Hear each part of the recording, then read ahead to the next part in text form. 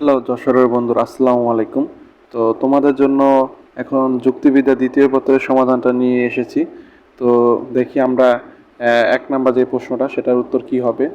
তো একের যে প্রশ্নটা সেটা হবে গ নাম্বারটা। আর তারপরে যেটা হবে দুই, দুইয়ের হবে খ। তারপর দেখবো আমরা তিন, তিনের তিনের উত্তর হবে ঘ নাম্বারটা তিন। তারপরে দেখবো আমরা চার, চারের উত্তর হবে ক নাম্বার। পরে দেখবো আমরা পাঁচ, পাঁচের হলো গ, এটা হচ্ছে যশোর বোর্ডের সমাধান। তারপরে দেখবো আমরা ছয়, ছয়ের উত্তর হবে খ। আর সাত নাম্বার যেটা আছে সেটা উত্তর হবে গ নাম্বার। আমি আর প্রশ্নগুলো পড়লাম না, কারণ প্রশ্নগুলো পড়লে একটু সময় লাগবে। তারপরে দেখবো আমরা আট, আটের হবে গ নাম্বারটা। তারপরে দেখবো আমরা নয়, নয়ের উত্তরও গ হবে। আর দশ, দশের উত্তর খ। এটা দেখলাম অনেক বোর্ডেই আছে এই প্রশ্নটা। তারপরে এগারো, এগারোর উত্তর হবে ঘ নাম্বারটা। তারপরে বারো, বারোর উত্তর হবে খ।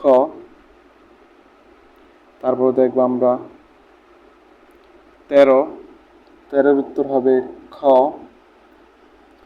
আর চোদ্দো, চোদ্দোর উত্তর হবে গ নাম্বারটা। আর পনেরো যেটা আছে সেটার উত্তর হবে খ। আর ষোলো যেটা আছে সেটা ষোলোর উত্তর হবে ঘ নাম্বারটা। তারপর দেখবো আমরা সতেরো, সতেরোর উত্তর হবে খ। পরে যেটা আছে আঠারো, আঠারোর উত্তর হবে ক নাম্বারটা।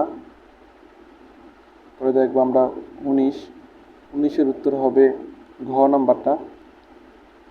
তারপরে বিশ, বিশের উত্তর ঘ নাম্বারটা হবে।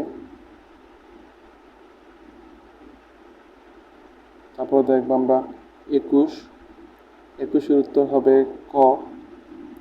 তারপর দেখবো বাইশ, বাইশের উত্তর হবে গ নাম্বারটা।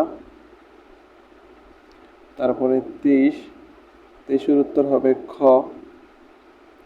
তারপর দেখবো আমরা চব্বিশ, চব্বিশের উত্তর হবে গ নাম্বারটা।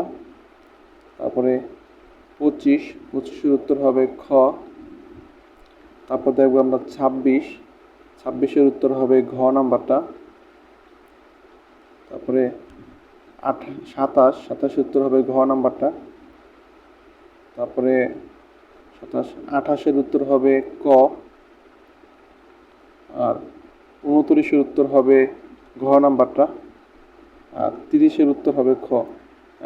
বন্ধুরা, একটা কথা বলে রাখি, পিডিএফটা একটু ভালো বোঝা যাচ্ছে না, ক্লিয়ার। তো পরবর্তীতে আমি ঠিক করে নিব, তো এই জন্য আমি তোমাদের কাছে ক্ষমা প্রার্থী। তো সবাই ভালো থেকো, আসসালামু আলাইকুম।